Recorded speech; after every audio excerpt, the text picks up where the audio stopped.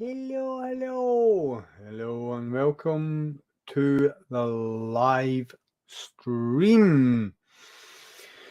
And welcome. So we are here. Where are we? We are on YouTube, and it's after Rev Bombs. Hold on a wee second. We're trying to suss things out here because where are we? Where are we? Let's get that up on the go. So we're just trying to get everything sorted. Hello and welcome. We will put that up there and we will pop that out. And that gets the live chat over to here. We do this.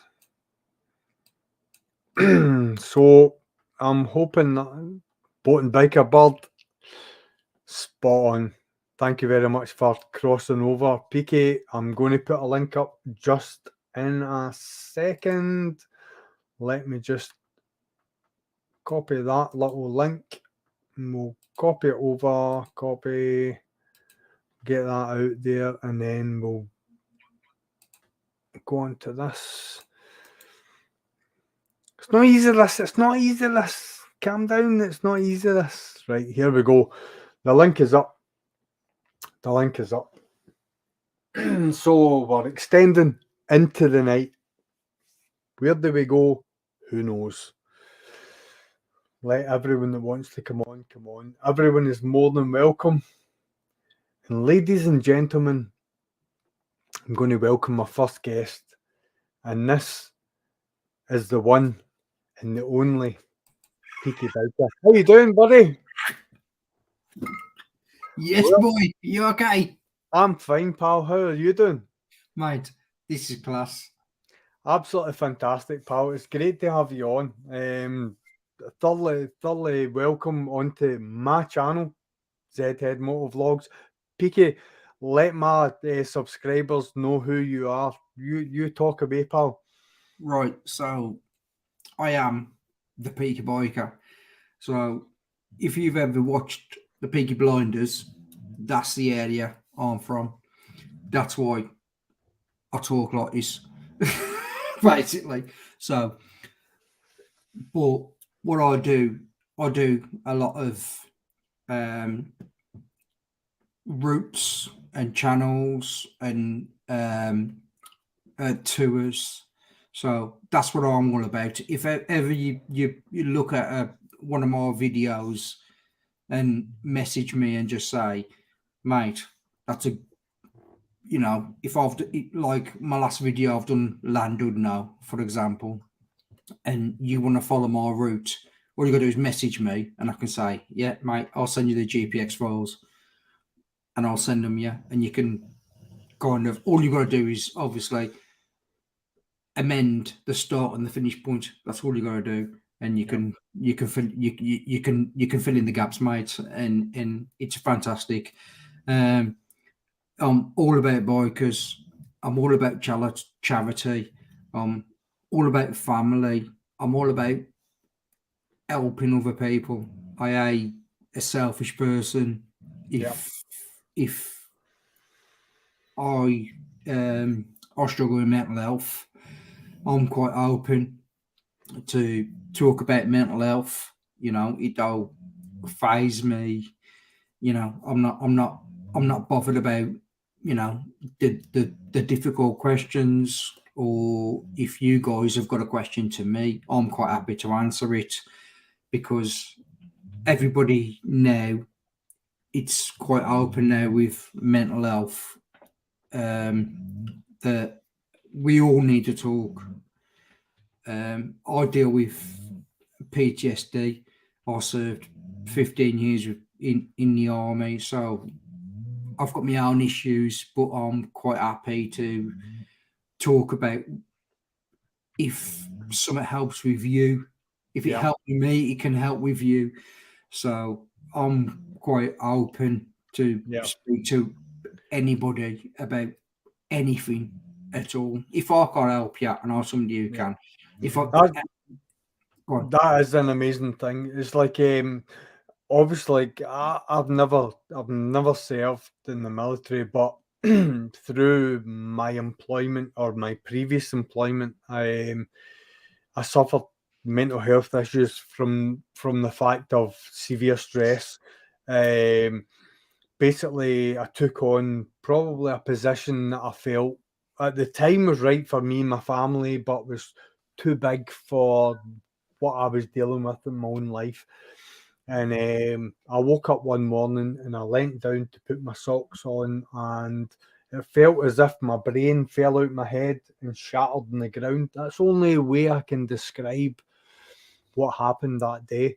And my wife walked into the room and she looked at me and I looked at her and she said, "You need to go to the doctors," because I couldn't move. I couldn't function. Everything that I thought I was, everything that I had been working towards from the point we met to then collapsed and shattered on the ground the minute I leant down to pick my socks up. And it wasn't what I felt great when I went to my bed. I woke up and it was just something that clicked. You And see, for me, I use the this is a lot of military people are going to understand this. So we use the remember as a kid and you lit the sparkler. yeah, Yeah, and you fucking wire the sparkler and it goes down, it goes down, it goes down, yep, and the brightness goes lower and lower and lower, yeah, and yeah, when it burns out. So if the best way I can describe it is I've been to the point where it's burnt out, yep, and I've been to the point where I've sat there, which was 3 years ago for me, and I've gone, in my life, not my life as my family life, but mentally, I'm done. Physically, mentally, I'm done. I yeah, don't want to do this no more. And you get to a point where, especially for me, I got to that. I've been to that point, so I want to try and explain to people now, if you're at that point or you're close to that point, yeah, just have a think about what you're doing, because I've sat there in our car with the rope around my neck. I've sat there. I've done that. Do you know what I mean? And it was a yeah, phone call from a friend out the blue, and I was like, I need to answer that phone call. yeah. Do you know what I mean? This is a bit dark, but I need to No, answer the phone call. it's But, not. It's but not, and never on any of my streams will it ever be dark, because, like, No, I here, I, by the way, I'm here to listen as well. I don't feel 100, uncomfortable or no, anything about anything that you have to say. I fully 100%. support you in any way I can. So there's Yeah, nothing I can do, definitely. but if I can, then I'm here. So Definitely, it's like obviously like the type of thing that I'm explaining or trying to explain is that a totally different scenario to the sparkler situation. But to me, it was explained to me by my doctor as the water torture dripping on the head. It was a slow but sure. It was a positive drip, drip, drip, drip. It may not happen now, and it may not happen in 2 months, 3 months, 4 months, but at some point it's going to hit you, and when it does hit you, and that's what it did with a me. ticking time bomb. Yeah, absolutely. But what I found out was I had people above me that were classed as stress dumpers, whereas the stress that was meant for them, they dumped onto me because they felt I was a more capable person of dealing with it, if you can understand that. So I felt, because I had gained a promotion, deal that with it and fucking sort it out. no, it's like, yeah, this is part of my job. I have to deal with this and blah, blah, blah. So I'm trying to raise a family. I'm trying to decorate a house. I'm trying to finance a house, mortgage, so on and so forth. I'm trying to do all these adult things, and bang, bang, bang, bang, bang. And I woke up one morning and my body went, no, you're fucking not. We're done. And that was it. I could not. I went to pull my sock on and I couldn't pull it on. I could not do it because in my brain, I knew if I pulled that sock fully onto my body, I knew the day I was facing, and I couldn't do it. And my wife saw me. I was half on and off a sock, and she's like, "You need to go and speak to a doctor." Yeah, 100%, 100%. You see, I speak to. I ashamed to say, I speak to counsellors quite regular. Yeah, So I see psychiatrists. I see different mental health teams. You've got to get help, mate. You've got to get help. You need to get the help you need on a you know regular what I mean? basis. But you know, that age is for me. That's for my family. That's for my 3 kids. That's for my grandson. Do you know what I mean? Yeah, you know, when they say to me, "Do you drink?" and I'm like, I want to. There's like half of me one. You want to say no, but you do drink. 60% of me wants to lie. 40% Because drink's a depressant. You might be happy at the time, but see tomorrow you're feeling like shit. But I always tell them what I drink. Do you know what I mean? I always say I drink most nights. Do you know what I mean? I'm not a heavy drinker, but I drink most nights. I have a beer. If you're on the groove now, Chris, I drink most days. Do you use it? Do you use it as a coping mechanism? The drink? Yes. see, like Chris, that's the thing about it is like see when I see the day I went to the doctor and I spoke to my doctor, and she herself suffered from SAD, sun immune deficiency. Like, so when I went to see her, it was like November. So she was already in her cycle, and I just hit this, and that was one of the things that she said. She said, "Listen, I'm going to maybe ask you a question that you're maybe not wanting to go and answer the question to, but what's your alcohol consumption?" And when I actually answered that question, it kind of answered probably more questions than it asked, and that was the fact that I was drinking a lot more than I probably should have been. But what it was doing was, if I had a hard day, I would drink harder to normalize it or neutralize it, or because I didn't have the time.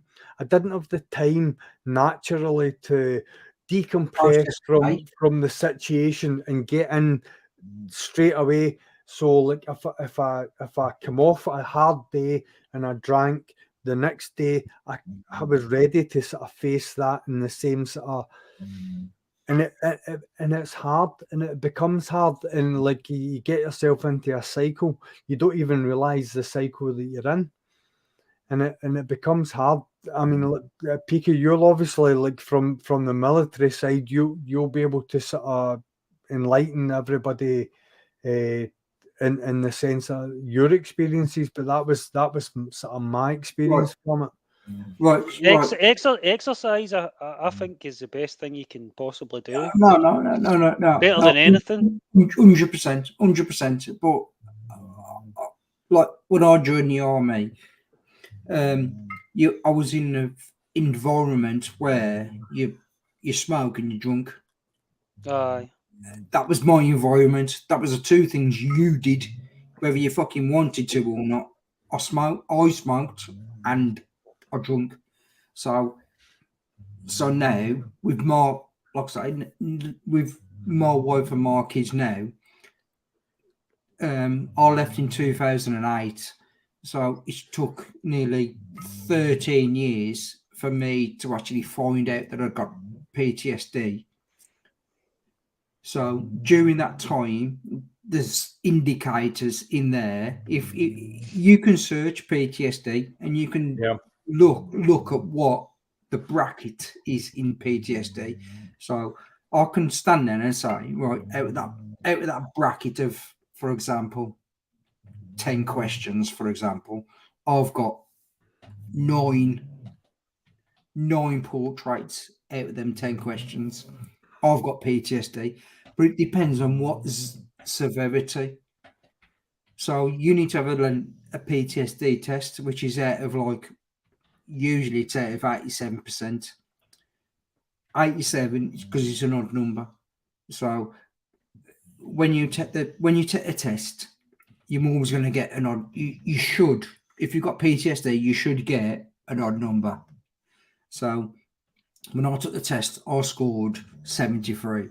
When I took my test out of 83, so I was only 10 off the fucking top. But I've got issues from when I was a kid because I don't live with my mum and dad. I live with my nan. Then when my nan died at 15, I lived in a flat on my own.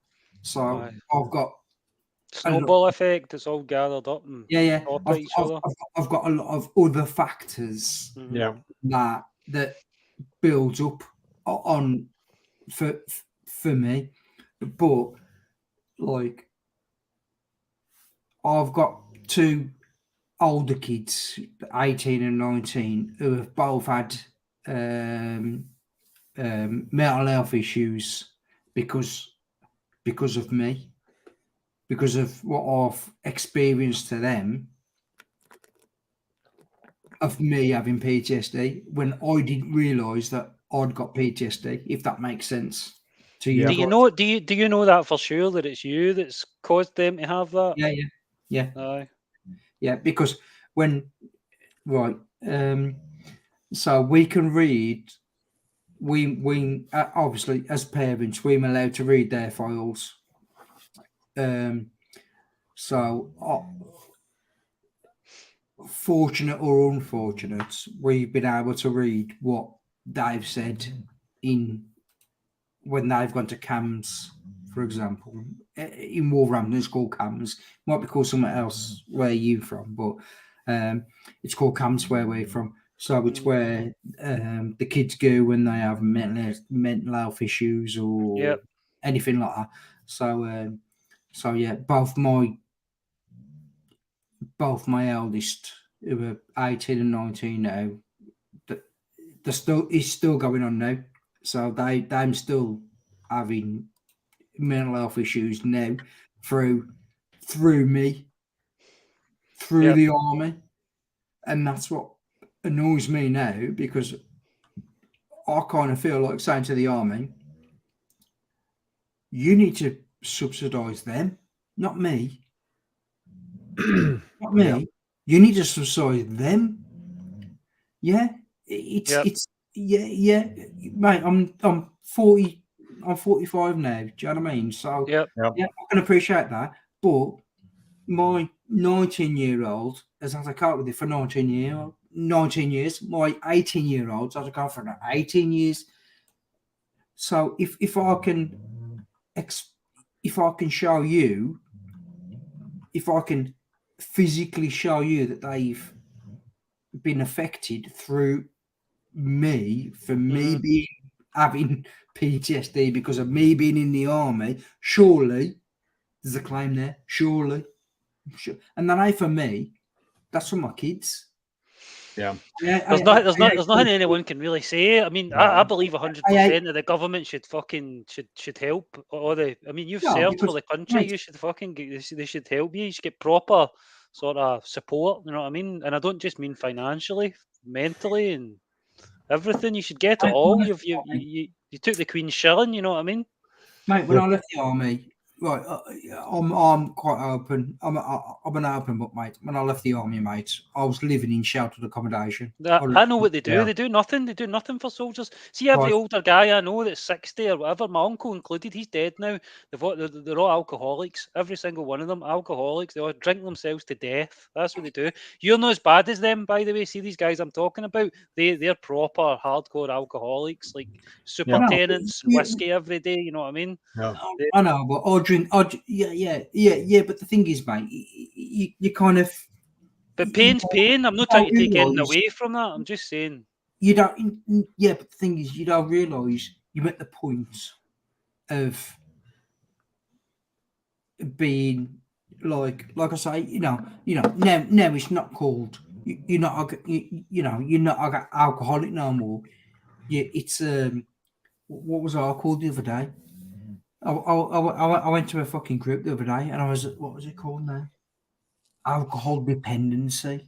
That's it. Like, what? Alcohol dependency? I was like, mate.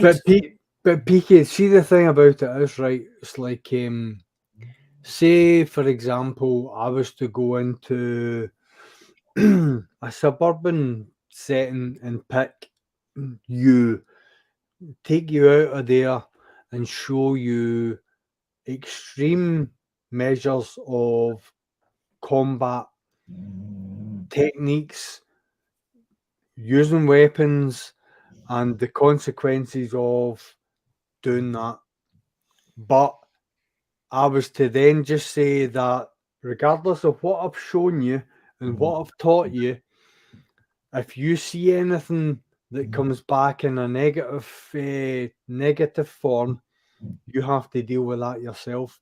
Because that, to me, that's what the army have done.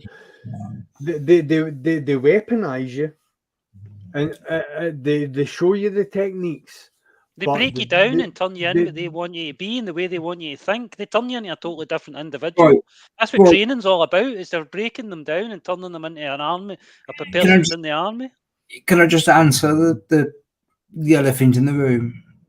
Yeah. Yes. Yeah. That's the elephant in the room is yes. Okay. Am I proud? No. Did it have to happen? Yes. So, have I got to live with it? Yeah, I have. It's the way it fucking is, mate. You've been trying to do it. Yeah. In the scenario that you mean, unfortunately, sometimes that you take. You ain't got 20 minutes to sit there and fucking. But Brian, do you not think you should be trained to decompress from it and deal with it and like normalize it and realize the coping whole mechanisms? You know, it's like, because they're very, very quick at weaponizing you up, but not decompressing you down. If you understand, they don't give a shit. You're just a number. That's all you are, a number. 25092343. You're just a number. But and that's half the reason why I suffer, because when I got out, I was unfortunate. You know what I mean? I obviously I've done a lot of tours. Yeah. But when I got out, I was literally disabled. I couldn't walk. I had to learn how to walk again. But you know, you kind of look at these people to say, I need a bit of an hand, and there's just nothing there. There just wasn't no one at all to fucking help me out. I got home. At the time, like when my missus had my third kid, well, I maybe shouldn't have said what I said there, but I'm just angry that you're not getting the help that you should get. You know what I mean? Chris, there was nothing. I'm sorry if I say the wrong thing or anything. No, Chris, there wasn't any. I know, Brian, and like I know he won't be offended by what you said, because it was an honest thing. You're really just angry at them because they don't help the soldiers. You know what I mean? It's terrible. It's what I was. It's what I was sort of gearing. It's what I was gearing at. It's what I was trying to be diplomatic about it. Aye. I'm not a specialist in this stuff. You know what I mean? I don't know. See, Chris, at the end of the day, I don't want to. Honestly, 100%. I've got full respect for the PK service. I didn't want to devalue it in any no, way, neither shape, do or I. form by No. saying something that was wrong or inaccurate. Aye. I just wish that the expertise and the training that he had, building them up to what the army wanted them to be, was the same in the way down. That decompressed them back into civilian a civilian situation. I just wish that was the case. See, the annoying thing is, Ed, they've got the funds to do it. They do have it. They could do it. They can pull money out their arse if they want to. They've got the specialist. They've got the specialist people to do it. They've got the means. They could do it if they wanted to. Yeah. And they don't. That's what annoys me. It just annoys me. Can I just interrupt just now, because I've got somebody that is backstage that I want to get into the chat, and that's Roland. Roland's all the way from Australia, so I would like everyone on the stream to welcome Roland. Welcome in, Roland. How you doing, buddy? Good day, mate. Guys, how you going? How are you? How's things, pal? How's it going, Roland? Yeah, not too bad this way. Not too bad. Weather's a bit crap, but apart from that, yeah, all good. All good. You've still got a Zedhead over your shoulder, so that's all right. You got in the background there, that fucking red beast they got in the back. Oh, that's a Zedhead, buddy. Is he engineering, or is it fucking on paddock stands? What's it? Roland's got two. What's that blue thing there? Fuck that. Roland, tell him about the blue beast. Man, that's an M109R. Which is a 1.8 litre muscle cruiser. Man, that looks stunning. It is very nice. It's a beauty of a beast. So it is. Absolutely. So what are we chatting about? Engines in it. What's the one on the right there? Sorry? Is that a ZZR? Yeah. 1400. I've never seen one that colour. Yeah, it's a special edition. It's in Australia. It's sunburned, isn't it, Roland? That's lovely. That's really nice. It's in Australia. It's sunburned. Yeah. Fuck the red and off. Yeah, no. Fuck got some toys in here. That's right. Yeah. Go to the blue one. What are you saying about the blue one? Right, Roland. It's like for everyone. You can look them up. You can look them up. M109R. Yeah. Which is it's the muscle cruiser class. Man, that so it's a high performance V twin out the box. Four valves per cylinder, 42 mil throttle bodies, 2 spark plugs per cylinder. High compression. They run the largest production pistons in any petrol engine. Is that like a fucking sports bike? 2 spark plugs per cylinder. That's like fucking MotoGP, 2 spark plugs per fucking cylinder. Out the box, they're faster than a 600cc Super Sport. Right, Roland. Tell them what's in that ZZR. I'll be a run for your money, Roland. Right, tell them what's in the ZZR now. You know, that's been fully retuned with a few tweaks and a little bit of an advance of a camshaft, and she's putting out 173 kilowatt or 235 horsepower. 235 horsepower. Yep. Yeah. Ooh, what's the torque? Mate, I bet you can fucking pull a wheelie in like fucking fifth there, like, yeah. That bike is just a rocket.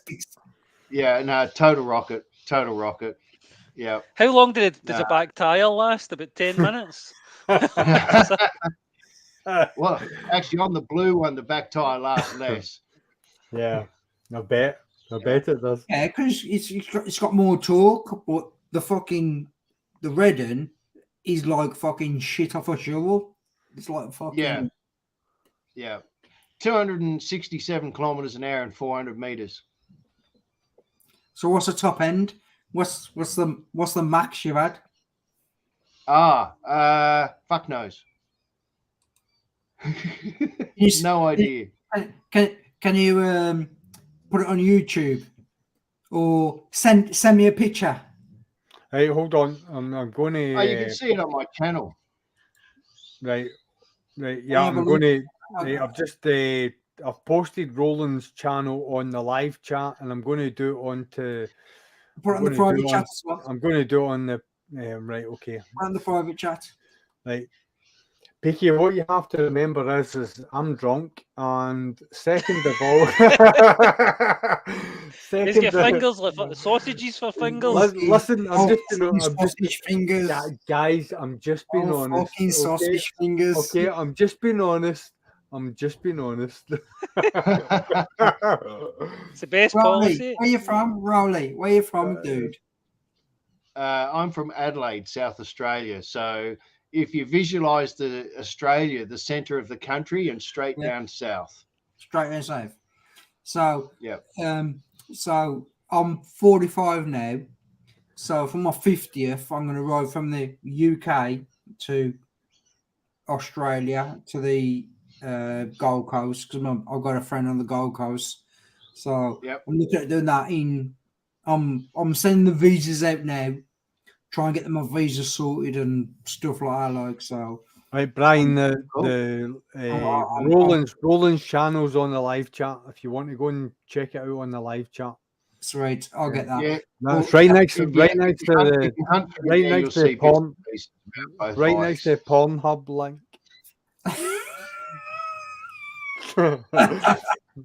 It's not. It's for everyone that's watching on YouTube. I'm only kidding. Oh, fucking hell, mate. There's no fucking watching you.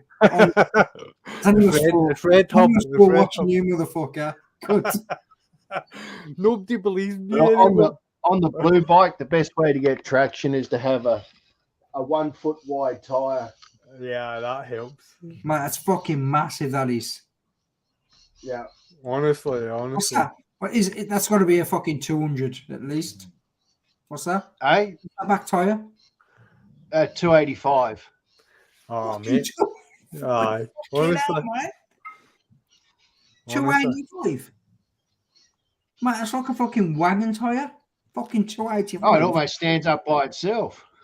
Do you find it difficult to get tires for it, like good quality tires? Is it hard to find? No. No. Wait, in Australia, they run like fucking JCB tires and shit, aren't they? Fucking wagon. Like, can you get Michelins and Dunlops and all that sort of stuff? Yeah. I'm running Michelin's on it. Yep. What you got on it? What's that? What in the way of tire? Yeah. What type of tire? What brand? What's it called? Yeah, the black ones, the round black ones. Give me a minute, I have a look. I've got Road 6s on my bike. You don't even know what fucking tires he's got on his bike. What kind of tires? I know. Look at. I got the black ones that stick to the floor. No, Roland, point it at that red Zedhead. That's just beautiful. Look at that. Oh, honestly. Can't you see the tyre for the fucking exhausts? What a garage, yeah. What a garage, boys. Honestly, that's a good size rear brake disc as well. Isn't it? It needs to be to stop that thing.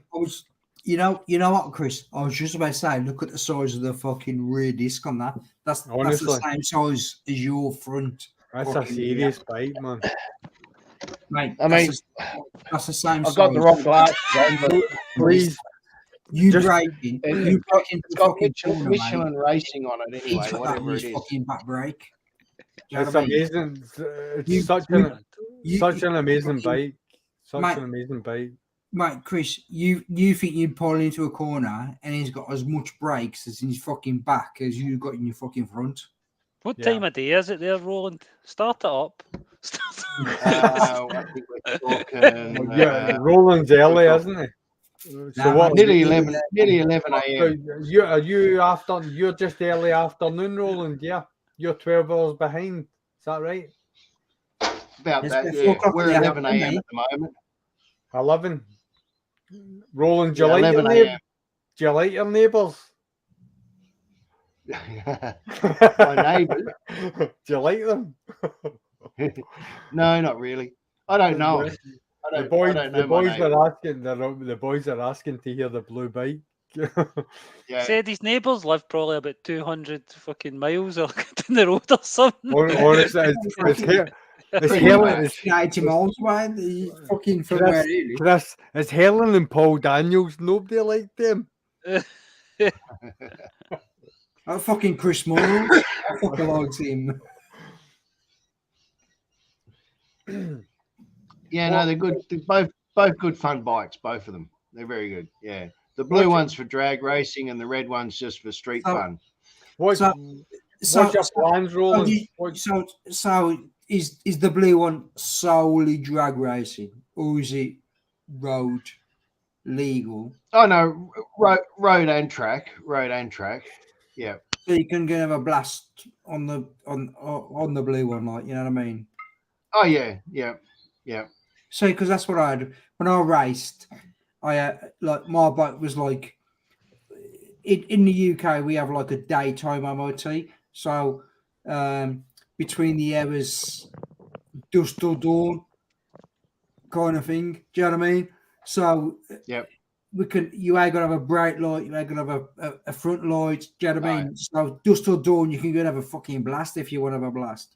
But if that is that the case for you guys there? So you can go have a fucking like a good thrash out, you know what I mean? My mate lives in the Gold Coast, and he said, he goes, mate, because it's worth getting a bike out here, because literally as soon as you get a bike, because the coppers are like all over you. He goes, well, leave you alone, like, you know what I mean? You can only get like so far, and if they can speed trap you between X and Y, then you know what I mean, they'll fucking call you, kind of thing.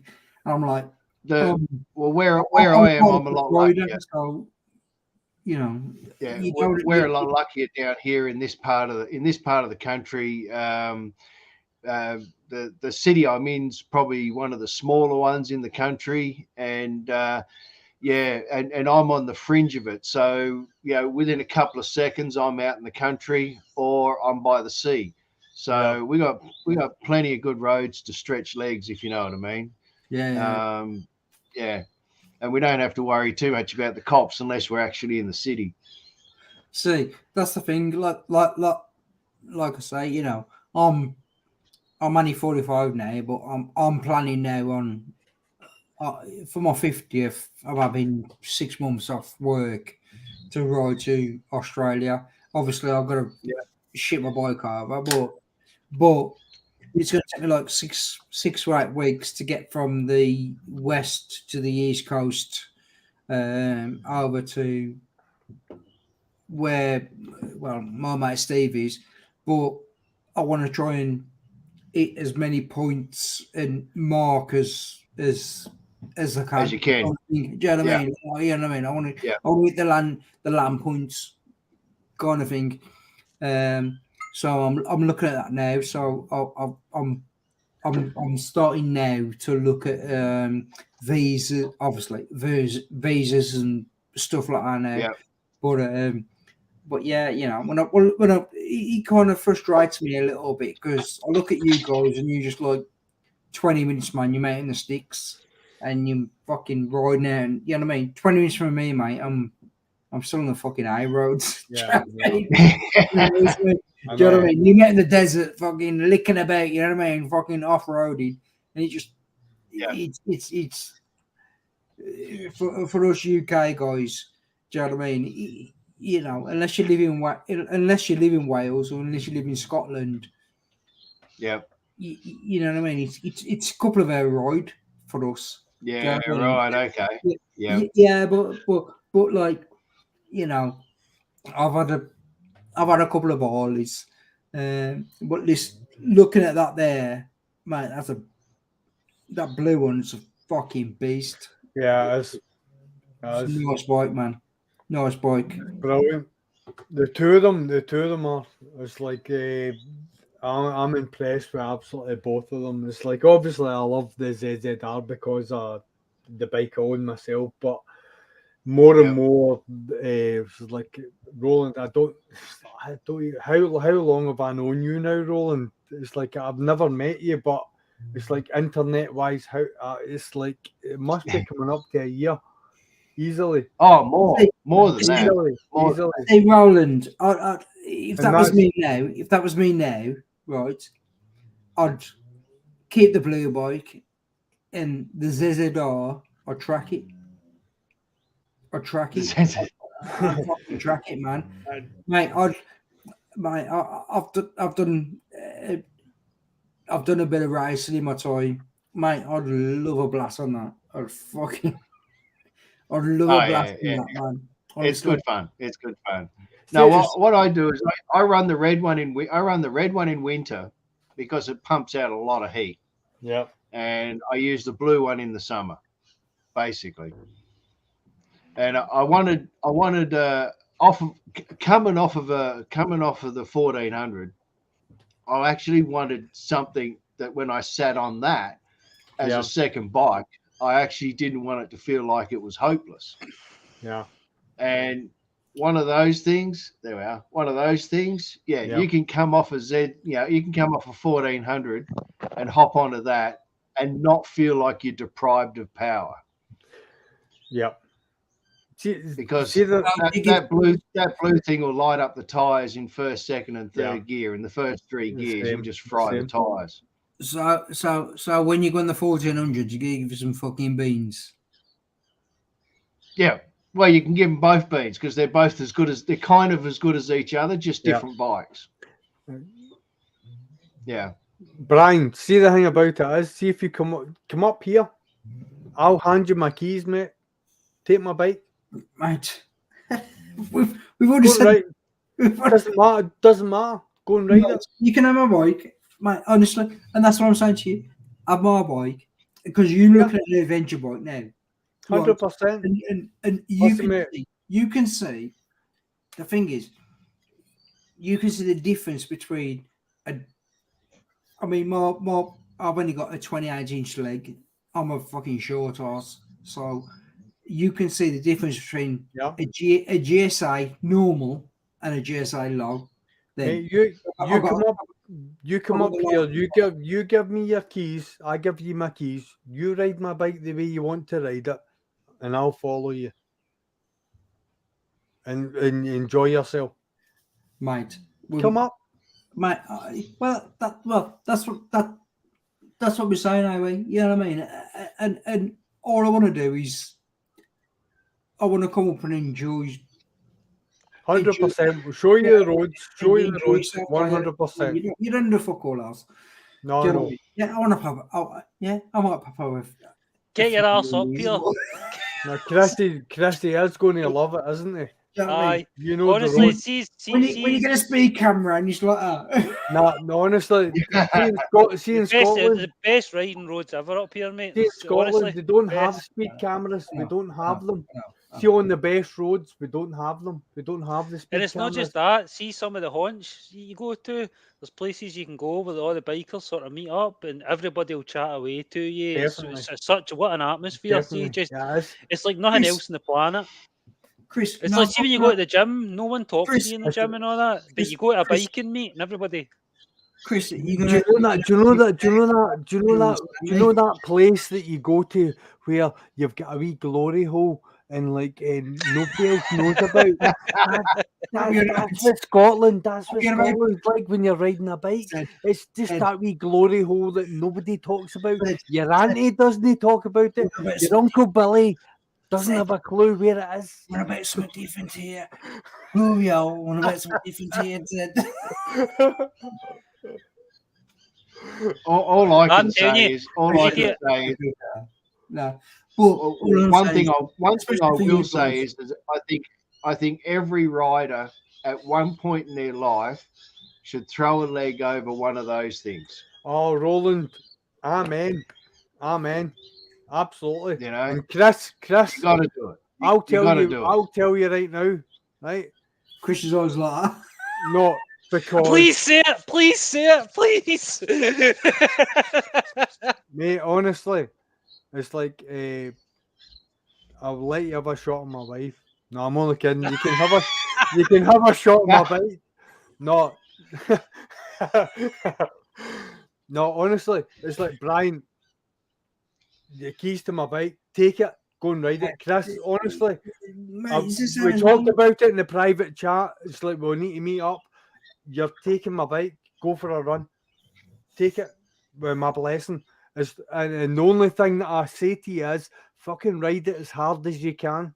I will, mate. I will. That's the only thing that I can say. Don't baby out. Just go and fucking Oh, ride. I don't man. know if I'd be saying that, Zed. I'll ride it like I No, stole honestly. it, Zed. You've got my word. No, well that's it. Well, I wouldn't have it any other way. Do you know, honestly, I just like to take it on a straight road and just ease that accelerator on and see what it feels like. Mate. Oh, See, you better hope that it's a see, couple of miles can I just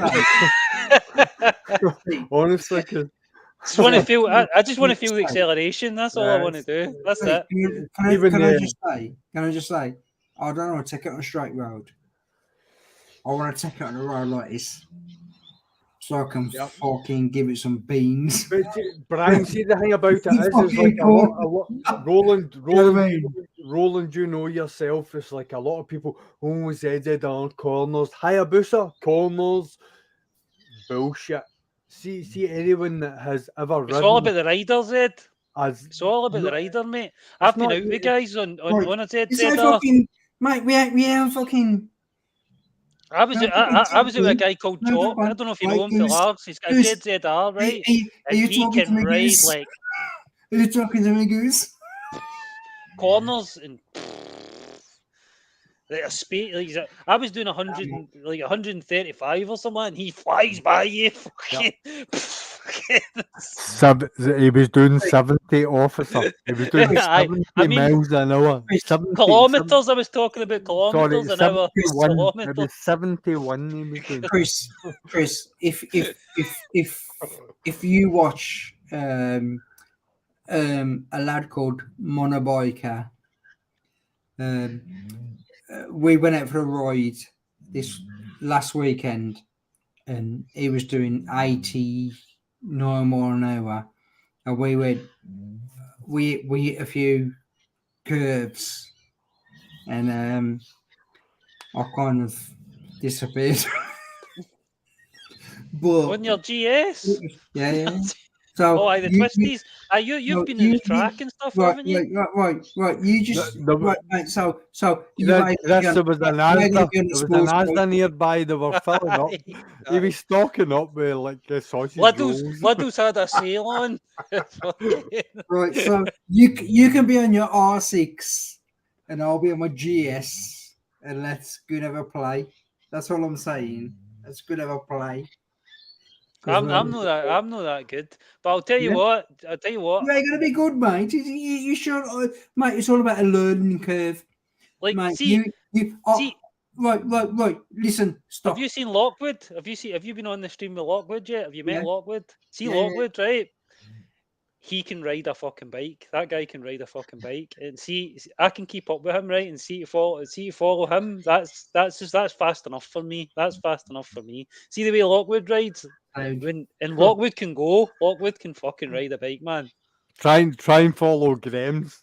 I see Graham's. I can keep up with Graham's, but I'll say on the twisties. See the very twisty bits. I can keep up with them. But see when you get to the long drifting corners, I can't keep up with him in them. He's got 1,000 cc, and see when you get the long drifting corners, he's away. I can't keep up with him. Chris, but the twisty, see the very twisty ones, I can keep up mate, with. That's what I do with the corners, mate. That's being able to look through the corners and read the corners. And enough to do with the bike. But see, when I'm out, I'm not racing people. I don't give a fuck about who's faster or what. I just want to go out and have a nice wee fast run and enjoy it. I understand that. Yeah. Same, mate. See the thing about it is like Robert, Mark, Graham's. None of us, like, I'll go out and like see if Graham's wants to have a fast ride, and I can't be bothered. It's like he knows where I'm going. We know where the two of us are going. We'll meet up whenever we meet up. None of us are pushing anyone else on. Aye, Graham's is brilliant. He turns in and says, "Don't try and keep up with me if you can." 100%. And he said that in many occasions. And like I'm not feeling it today, or the day. No, we're going to push on. Have you been down Galloway Forest? Aye. See, following Graham's through the Galloway Forest. It's different. What a ride that was, man! I swear to God. It's like, but I was at the. God, we It's went just down like to PK to the Galloway Forest. It's fucking. No, it was like What's that called? The Galloway Forest. Yeah, it's down, really good. down the borders, just by Gretna, where you're going up in November. The Galloway Forest. Oh, you come off at Girvan. Is it north of fucking Gretna? No, what I'll do is like I'll send you a link to.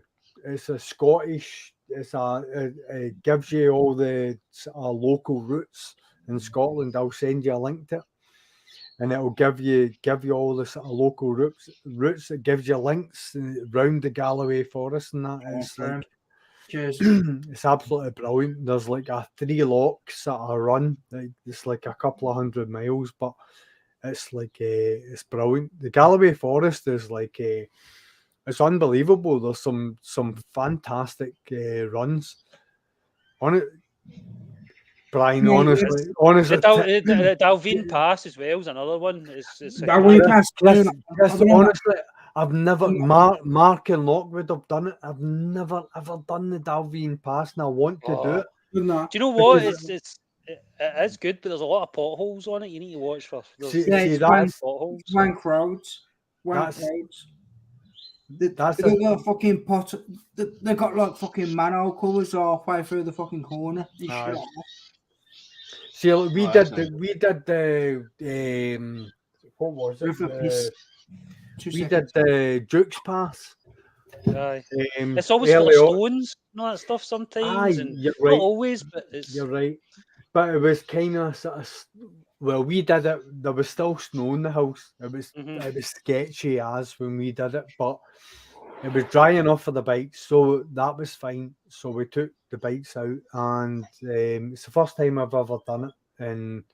But we weren't fast. We were never going to be fast. It isn't the type of road that you're going to be fast. No, but you just enjoy the road. Go at a nice pace and enjoy the road. Like Mark has always said about the Dalveen Pass, and I watched his first video on it, and I looked at the surface, and that was the one thing that I just didn't fancy. And most of it's okay. There's just a couple of wee patches. Yeah. It wasn't for the fact that it wasn't a good route. It's just that bit of surface. I was like, I don't know. It's very photogenic as well. See, for like the camera and stuff. Yeah. You've got some very nice riding areas, Ed. That's for sure around your way. See, the thing about it is, Rolly, is like you're right. There is, and like there's a couple of areas that even like I was like for yourself to look at is like you'd be like, that's fantastic. I've not seen that, or I've not seen this, but see the areas that where I stay, it's like for me to show you one video and like the second video, I'm not traveling too much of a distance, but it's a totally different sort of. Yeah. Do you know what I mean? So like for me to do sort of maybe one and then the other, it becomes. It becomes and people ask like, what about this, what about that, and like, right, okay, it's like I want to travel. My brother stays up in the northeast coast, and I want to go up and do the whole northeast coast of Scotland, but I've got what about this part of this sort of central belt? It's like around Loch Ness and so on and so forth. And to me, how many kilometers would you travel in a normal average? I'm going to go for a ride. I'll see you when I get back. So if I'm riding normally, probably 300, maybe 400 miles in a day. Like that's maximum. That's that's a run. That's a day out. That's an extreme day. That's a heavy day. 50k. that's in an extreme date, and the simple reason that I'm saying that is because a lot of those miles are on corners See you, where Mike. at any time, any time during that time, it's Chris, you know yourself, riding the lock side and stuff like that. It's like if you're not on, you need to watch what you're doing. You you need need to to have be your wits on about point, you. 100% on point.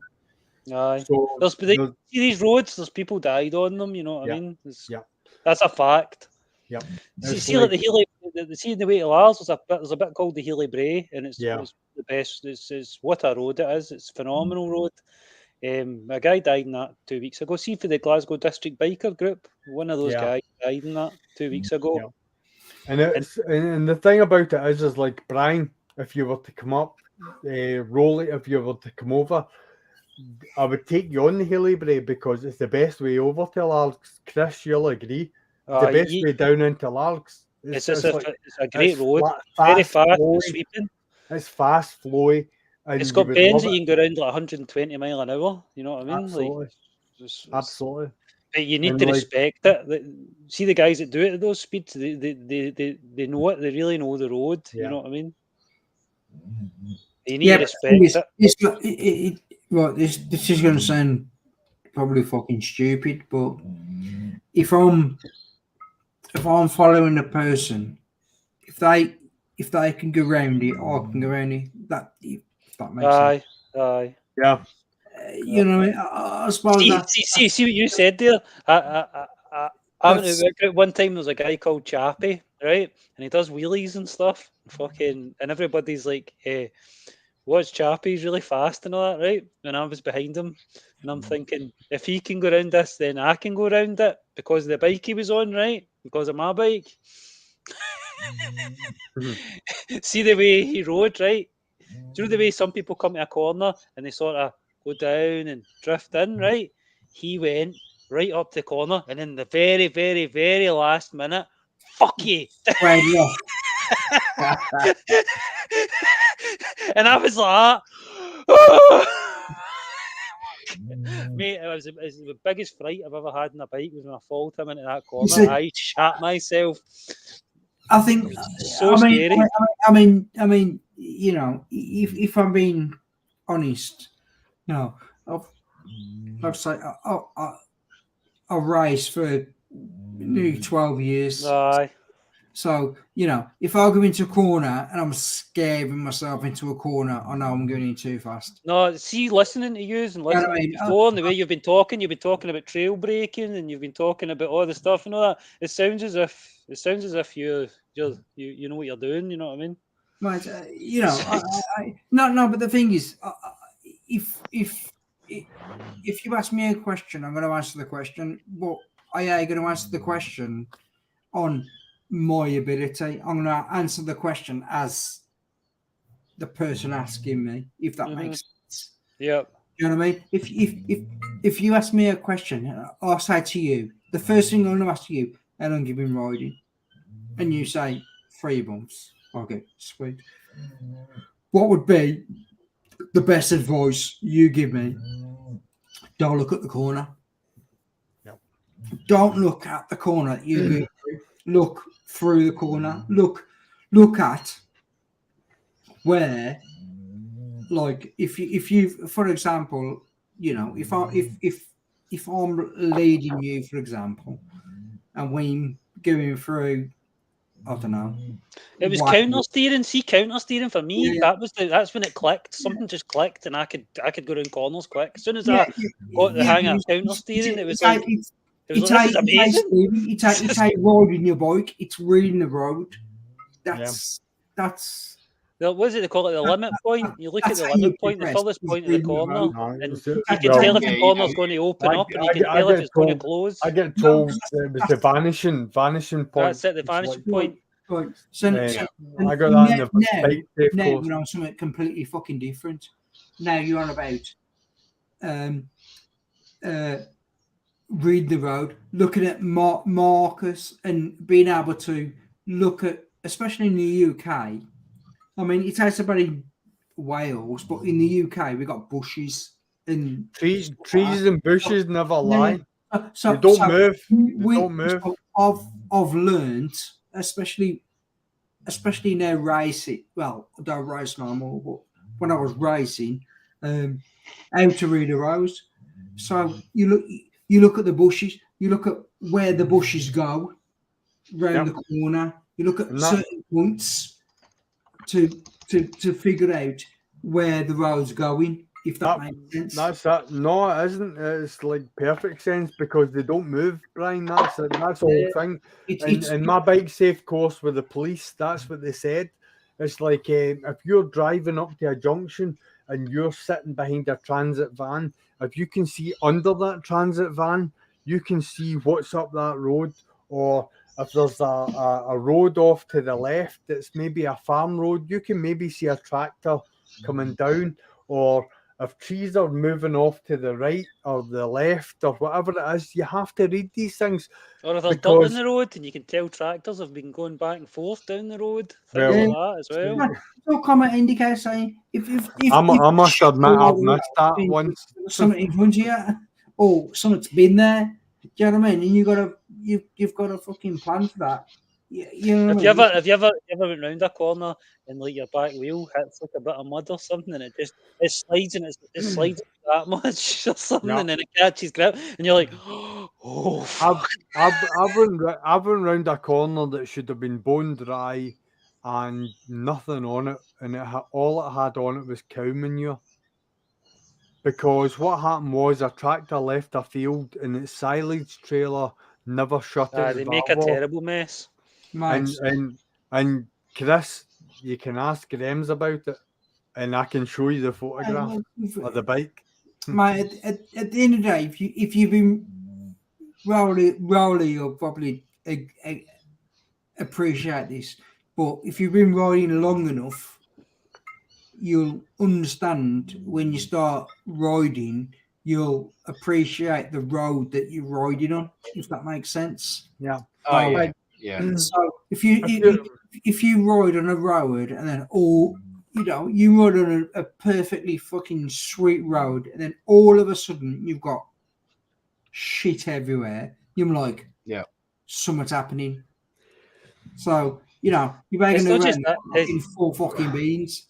It's animals as well. You need to watch out for animals. See, especially really. See what you're about to do. See what you're about to do. This challenge that you're going to do. You're going to be riding at times early in the morning and late at night and stuff like that. And that's when it happens. A deer runs out or something like that. But see the thing about it is just like you know what I mean? At the end of the day, mate, I'm gonna do. You need to be ready for the unexpected. Yeah. I ain't told anybody yet. I'm gonna say it now on Zed's channel, but I'm gonna do 1,000 mile for 2 days. It's gonna fucking happen. I need to do it. To do it in 2 days. That's an incredible amount of mileage. What this cock out? Oh, really? That's just down the local shop. No, but see, you need to understand, Roland. Is it Roland? Sorry, or Rolling? Right, Roland. Yeah. Roland. We're not talking like doing it on straight roads here. These are all twisty roads for 500 miles. You know what I mean? Twisty roads. Yeah. Well, I'm probably looking at 40, 50 mile an hour now. Realistically, average. You're going to have when you come up here. You know you're going to have support. 4,300 mile in 10 days. Yeah, you know you're going to have support when you come up here, though. If we can meet up, see when you're passing this way, I'll ride a wee bit. We'll ride a wee bit together. Ryan, you know you're not going to be alone. I'll not be much. I'll spend a few hours with you. And that'll be it. Mate, honestly, mate, that'll be wicked. If you can meet up, have a brew or a fucking beer or have a wee ride, whatever. Fucking nice. This just was to touch that Bobby. Bit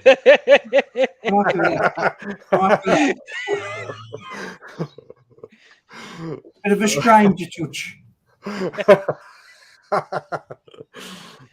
It's a comfort cuddle. Rowley's fucking disappointed. I just want you to know that I can be really gentle and passionate. Don't worry about that. We've seen you with that bike all night. No, So I'll go to Rev on the first night and you on the second night. oh dear. Oh dear. Oh, fucking. PK, see the thing about that is Rev's going to treat her like a Lex Moto. Right, I've got to go. Aye. Yeah, Well, alright, it I'm sounds as gonna if it's be going to be a team meet you because I think Airsoft Vlogster wants to do it as well. Yeah, So it'll probably definitely. me, Airsoft Vlogster. I don't know who else. Like say, And mate. we'll ride with you for a wee while and stuff. I think I'll be there for a wee while as well. Aye.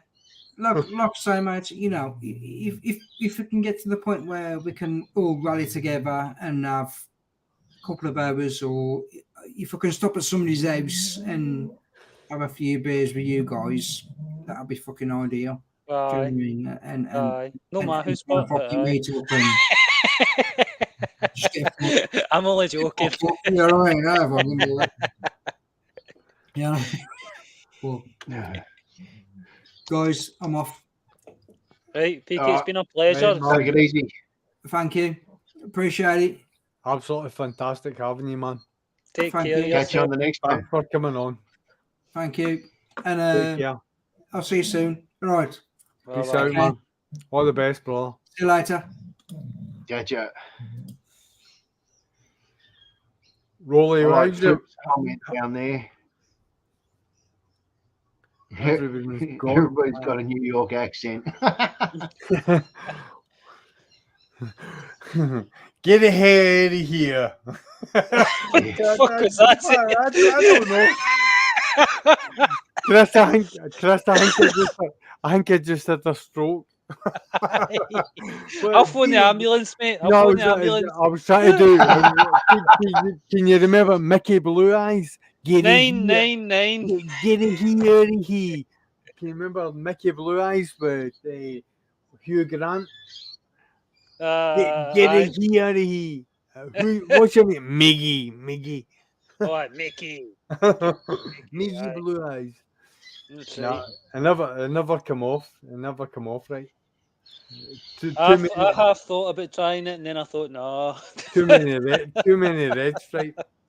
Rolling. So the weather's keeping you off the road now, mate. So what's Yeah, we've happening? been we've been like 10 days rain and one day dry. But the problem is that if you do go out on the side of all the hills, there's a lot of rubble and stuff that's washed down on the roads. Yep. Got you. And yeah, we really need about 2 or 3 weeks of just clear weather before it's going to be really good riding weather. So yeah, We been get a bit of a that. bugger. We get that off the lock side as well, Chris. You'll know that yourself, riding up Loch Lomond towards Tyndrum and that. It's like the water. We get it all the time. It's like you get rushes of water coming off the hills, and like blocks the road. We've got one of the best roads in the whole of Scotland, up to the rest, and be thankful. And it's one of the roads that as soon as it rains, you can have in excess of 100,000 tons of rubble come down the side of the hill at any given time. And it happened last year. And it's shut just now. Chris, you can test to that as well. So they've got a road. It's called the Old Military Road. It's not the same. So you have to go over the water to get over to Inverary at this time of year, because the Rest and Be Thankful shut. So like anytime, it's like I ride the Rest and Be Thankful road every summer for the simple fact that it's shut during the winter, that nobody can see it. And I've seen the video, I've seen the footage of the landslips, and I've seen the news footage of the landslips, and it's horrific, the amount of soil. Because, Chris, I don't know how much money's been spent on that. Aye, they're always millions of pounds all the time. I don't think they know how to fix it. No. They went for a whole, like, we'll ram piles into it and we'll do this and we'll do that. Bang, 100,000 tons of soil straight past whatever it is that they've done, and it fills the road. It just clears the whole road out. My whole idea is that what you do is you lift the road up into the sky, and you create a void underneath it, and you let the soil that's going to slip, let it go underneath. And I think it would cost probably more, but in the long run, the soil is always going to slip under the road. I don't think the road would ever be not open if you made the road above it stronger than it needs to be. And it's honestly, it's like every single time it spits a rain. You know what it's like, Chris? It's like a wee bit of rain, you're like, oh, the rest of my tank is going to be shut because it's going to slide at some point. And it does. It's like you hear it in the news, oh, rest of my tank will shut, landslip. Yeah, that's a worry. No shit. It closes off one side of the whole of the west coast there. It's crazy. Aye. Yeah. They've got big poles as well for when it snows, so you can tell how deep the snow is. Yeah. When I say big poles, I mean big poles. I know. Do you guys ride in the snow? No. No. The Z, I don't. Or see when the salt gets on the road, I don't put the ZZR out at all. I'm the same. Yeah, I must admit. As soon as the grills come, that's it. Yeah, Chris, you know how much aluminium was on the ZZR. No. If there's salt on the road, I don't. It just rots your bike. Rots it. Yeah, fair enough. There's no. I bought a ZX9, so it's not that's not exactly a winter bike either. They're absolute rockets. Those bikes. They're no, I know. It's a B4. It's the last of the upside down forks. This thing has been tuned to the max. Honestly, Graham's is actually just agreed the colour scheme for it. I seen your video with the flames shooting at the exhaust and stuff. Mate, honestly, it's like Graham's messaged me yesterday and he said, what's going on with the colour? And we've agreed the colour. And it's Gen 2 ZZR 1400 Performance Sport colours, green and black. That's what it's got. That'd be cool. Yep. So for a ZX9R, it's going to be one of a kind. I've actually... See right, where is it? I've got them here. Wait to see this. You'll probably not see it on the camera because that's going to be too light, but that is... I can almost say I can see it. That's belly pan stickers. Kawasaki. Yep. Right, so we've got... Where are we here? We're just diving in. Gets, they're in this packet here because they're all.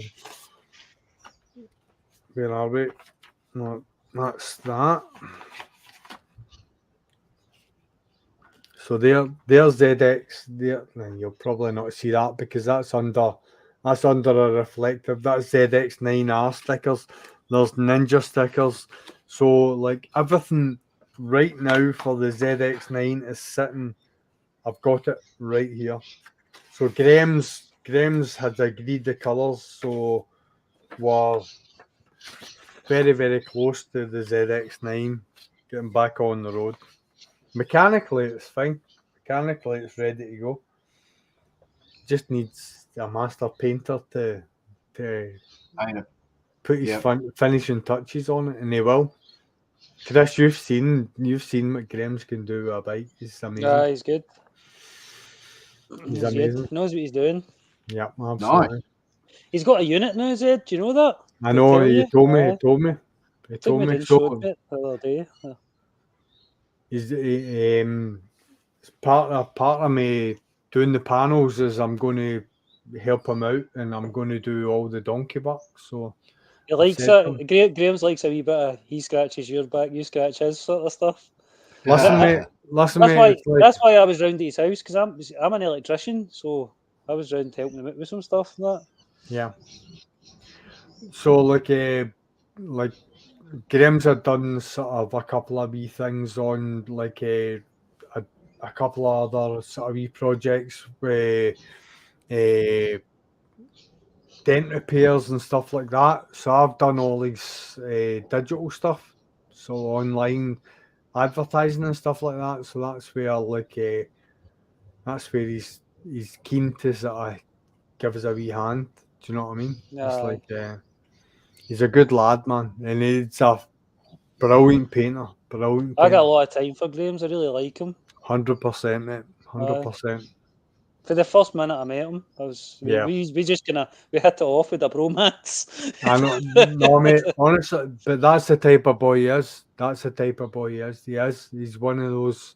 He's one of those genuine guys. It's like, you know, we're all guys. It's like you have an instant opinion of somebody, and like, as a gut reaction, 9 times out of 10, you're quite accurate with the way that falls. And Graham's was one of these guys that I met, and I was like, I like you. Not sure how I like you or why I like you yet, but I do like you. And like it always proved me right. With in the long term, it's like it proved me right. Do you know what I mean? It's like, and you give yourself a thumbs up because you're like, yeah, 100%, I was right. And he's just a solid guy. He's never ever. There's nothing that Graham's has ever presented to me I've been surprised with. Just he's got about 7 kids. He's got an army of them. Exactly. Super sperm. It's super. You know what I mean? Doesn't matter. Anyway, it turns it just poof, kids. He's just he's a top boy. Yes, absolutely fantastic. And see, do you know what the best thing about him is? I could take my ZZR right now, right, and I could take it to a spray shop, right, and I could spend £1,000 on a spray job on the ZZR, and he'd be like, "There's a fucking run on that," and he wouldn't hesitate to tell you. He'd be like, "There's a run on," and that's what I like about him, because he wouldn't say, "Big man, that paint job's brilliant." He'd be like, "There's a run on that. What's that all about?" Do you know what I mean? Yeah, it wouldn't blow smoke up your ass. No, absolutely not. Not ever. He'd be like, what you do? It's like, what you doing with that back tire? Or what you doing with those foot pegs? Or that needs done. Or he always checks you out, and I like that. About, and he's spot on that way. He's spot on. So, Rolly, when do you think the weather's going to break? Have you got a time window for the weather? Well, I mean, really, by now we should be in about high 30 degrees Celsius every day, no rain, blah blah blah. It should have been like that for the last couple of months, but it's still not there yet. I mean, we had thunderstorms last night. I think we had about 3 inches of rain. Now it's really, really out of character for us here, because I'm in the driest state on the driest continent of the world, and yet we've been getting floods. That's crazy. You know, yeah. But I mean, if like today it's all right. Last night we had thunderstorms. Today it's all dried up and we got semi-clear skies. So I might go out for a little squirt today, go along the coast or something. That'll be all right. But if I go up in the hills, I'm going to be in trouble with gravel all over the place, because where I am, I'm on the edge of the city, and we've got either the big long highways that are pretty straight, or 4 minutes up in this direction, we got really tight, twisty corner hills, which is probably, you're talking 25-mile-an-hour turns. You know what I mean? They're that tight. Anything from there to about 50-mile-an-hour turns, they're really tight through the hills, and that goes for miles and miles and miles. Or you go down the coast, which is the long, wide, sweepy highway turns that follow the coast. So we've kind of got like the best of all worlds here. But I mean, I primarily go up through the hills because there's a lot of nice country towns up there. But yeah, when we've had bad weather like this, the roads are atrocious, and I can bet they're potholey and everything else. Yeah. So hopefully from now on in, the weather will change and we'll start to get a bit of a summer, Yeah. So whatever you're doing, Roland, just please stay safe. Take care. From everyone in Scotland. Oh yeah. Look, to me, the road's not a racetrack. Yourself, man. Yeah. 100%. Yeah. I don't. Even if someone believes they have the skill and they're just flying through the corners up in the hills, I let them go because I know the roads, and public roads are, the condition of them, the compound of them is just nothing to play games with. It's silly, I mean, on my bikes, I know exactly where I can give them beans, and I know exactly where it's foolish to do it, And so I'm a great believer of ride your own bike, ride your own ride. 100%. Neither of my bikes or myself have got anything to prove. And I just, when I go out on the road, there's no prizes for coming first. Enjoy myself. Well, there's none. No. There's none. No. I posted an Instagram clip, and that was the whole point of the whole Instagram clip, was that it doesn't matter if you finish the journey first. The most important thing is that you made the journey, not that you made the journey in the first place. And that is the whole thing. That is what it is. It doesn't matter what you ride. It's as long as you ride. It doesn't matter how fast you made the journey. It's the fact that you made the journey, and that's, to me, that's the essence of everything that stepping over a saddle means. If you've got a 200cc, 100cc, thousands, I don't care. If you're a rider, you ride a bike. That's what matters to me. It doesn't matter how fast you can get into a car. I don't care about, as long as you're safe, as long as you enjoy what you're doing. You're part of our community. That's the main thing. I don't care if you're. It's a lot of shit said. I started hanging about with a group of guys for Largs about 6-7 months ago, and it was just, see, when you were out with them, it was just, no, man. I don't hang about with them anymore. You know what I mean? It was just become dangerous. Dangerous business. It can become dangerous. Yeah, it does. It does. You get sucked into the vortex of it. And they want to push you. They want to push you on. They give you a slagging when you go, "Oh, what took you so long?" I've got 3 kids. That's what takes me so long. And then see, when they're behind you, they'll moan if you brake for a corner and stuff like that. Oh, you're braking for that corner, and fucking. Yeah, what about if I need to brake for a corner, I'm going to bloody brake. You know what I mean? I wouldn't be short and telling anyone anything about when I'm riding and what I'm doing.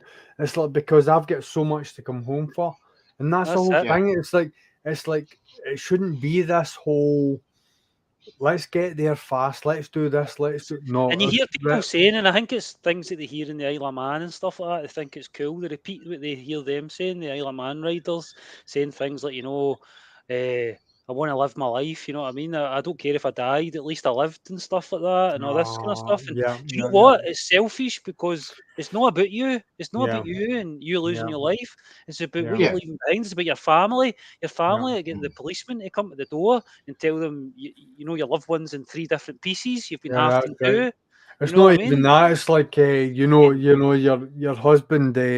Your husband never made it when he went round the corner, but the fact that his motorbike actually went through the windscreen of a car Aye. coming the other direction Yeah. and killed a whole family of 5. You know, Yep. it's like, oh, how heroic were you? Well done for Yeah. doing that. You know, it's like, get a grip. It's like, just go and enjoy yourself. Just live your life. Yep, we all liked. Listen, everyone We that's like getting out dead. and we like having a wee fast run, you know, and like, but there's a limit. There's a limit, Yeah, and I don't Yeah. cross that limit. I know where I feel totally agree. comfortable. Totally and agree. Yeah. Yeah, Totally you agree. must ride within your comfort zone. I Aye. think any fair rider will start from learner, go right the way through till they find their maximum point, Yeah. and a wise rider will back off and get back to somewhere in reality. Yeah. Aye. Absolutely. Rolly, if you were to have listened to like Chris, maybe like what, an hour, Chris, was it an hour or an hour and a half ago when you Aye. were talking about maybe another year in 600 before stepping up to Aye. 1,000. It's like no rush. Chris is so grounded in the bike that he's got and the bike that he wants to have. He's no rush to move into Billy Big Boss. No. It's not Yeah. about that. It's about he knows where he is and the Aye. whole biking and the whole biking sort of Aye. scenario, and that has to be respected so much more than somebody that pushes themselves into a dangerous zone, into such a dangerous position where they get into a corner that they can't handle because the bike's too fast for them. They can't handle the braking. They can't handle Yeah. the handling of the bike because they Aye. don't understand it. Whereas the likes of Chris that's taken that extra year knows and understands how the bike's going to react when he does a certain thing. It has what to I've be found? it has to be admired. Do you know what I've found as well? See these groups that you can go out with, and they don't care about each other. See when something does happen to somebody, I've No, it's seen all it. ego fed. It's I've all seen it. ego They all fed. stand about having a laugh and all that, and Yeah, a joke. Or someone's dead and stuff. You know what I mean? They're saying. I've heard people say the most horrible things, and I'm thinking, bloody hell, man. Yeah. You know, talking about somebody that's just died, like you're like. It's not for Yeah. me. It's not for me. It's not for me. It's not the kind of people I want to mix with. It's No. not for me. Definitely not. Yeah, I mean, I for the last probably 5 years plus, you know, I'm pretty much doing the same pace on my bike on public roads as I would in my car if I had family in the car. Aye. You know, apart from little spots or little areas where I know I can just give it a squirt just for a bit of fun. The rest of it, no, I just cruise because it's just way too unpredictable. On a track, it's different, way different if you're racing on a track, you know. But on public roads, no, it's a fool's game to let your ego run away from you and you know be the fastest kid in the track. The biggest thing I've learned so far, the thing that keeps you safe on a bike. My advice, if I was to give anybody advice, I've only been riding a year, right? But if I was to give anybody advice, is never try and show off. Never. No. There's no place for a show off on a motorbike. It's going to bite. It's going to kill you. It's going to eat you. It's going to eat you, man. There's a cemetery full of show off. Aye. Never show off on a bike. I'm sorry, but there is. Leave that ego behind, man. There's no place for it in a motorbike. There really isn't. I make conscious every overtake that I've made.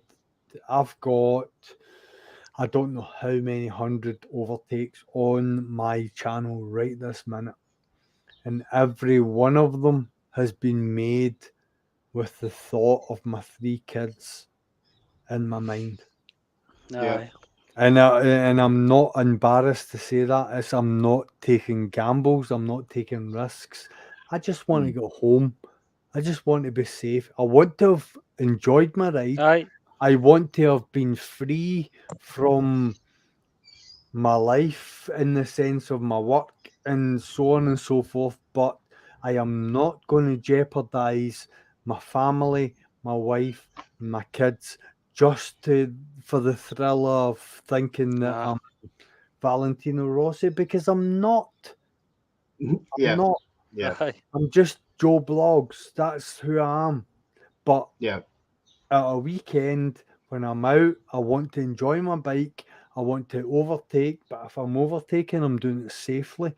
I want to think that I'm doing it in a controlled and safe manner, and I want to go home to my kids. Because see, at the end of the day, see, when I went out my bike, I want to come home and I want to be clear of mind, because anything that I've had in my mind has been released by the fact that I've ridden my bike. And that's the whole reason why I ride. It's like it gives me that clarity of thought, and I want to come home and I want to be safe. And I say to my kids, right, what are we doing now? I don't Amen, want, brother. Amen. but that's it, Chris. It's like I don't want the police to be chapping. By the way, your dad. Yeah. Your dad rattled into a Volvo S40 and Yeah. he made a mistake and he did this and he did that because he thought he was Billy Big Boss, but he couldn't ride. He couldn't make that corner. That's not my bag. That's not. Aye. It's funny how people's how people's whole mindset changes from car to bike. Yeah. You know, Yeah. you'd hop in your car, you drive to work, you just sit there, you veg out, and you just go with the flow. But the minute many people hop on a bike, it's like Dr. Jekyll and Mr. Hyde. They become someone else. You know what I mean? A dick And swinging competition. See, the thing about it is, Roland, is like, see, when I jump in a car, I become worse. I become like a hypersensitive biker more than a relaxed driver, because I see the car drivers around me, the mistakes that they make, and I'm like, you'd have killed me there, you'd have killed me there, you'd have killed me there, you'd have killed me. Yeah. Do you know what I mean? It's like Yeah. I get my mind I can't relax to the fact that I'm not sitting on a motorbike. I'm like, Jesus Christ. It's like you never indicated, you turned right in front of me. It's like I had to react. I knew you were going to do what you did, because I could see it, the attitude of the car. I could see you were going to do it. If I was on a bike, you just fucking killed me. And it's like it's like mistake after. I don't know whether is it a fact that was it COVID, the fact that the roads became so quiet that, see, when people have come back onto the roads, they forgot how we drive, have they forgot the laws of the road? What is it that's happened? I noticed that as well. Have you noticed? There's probably an element of that in it. Have you noticed box junctions? Have you noticed car drivers, how a box junction, they don't give a fuck that you shouldn't be in it? Do you know why that is? There's too many cars on the road and everybody's all wanting to get to the same place and they're all jam-packed on the road and no one wants anyone else to get in front of them. Chris, that's the worst nightmare. See if someone gets in front of them. Chris, I've got one box junction that I have to go home. I drive a car. It's like I drive a car when I go home. I'm sad to admit it, but I drive a car when I go home, and I have to go over one box junction, and I cannot. The box junction that I have to drive over has a green light. The lights ahead of me are red. So when the last car is sitting at the start of the box junction, I cannot commit to the box junction and I have to stop, because if the lights change, I have to leave that free.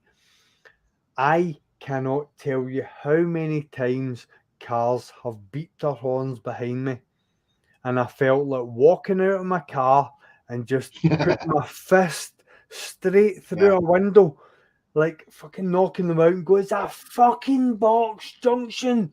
Chill out, man. Yeah. They don't get it. Nobody gets it anymore. everybody is in this massive hurry to just.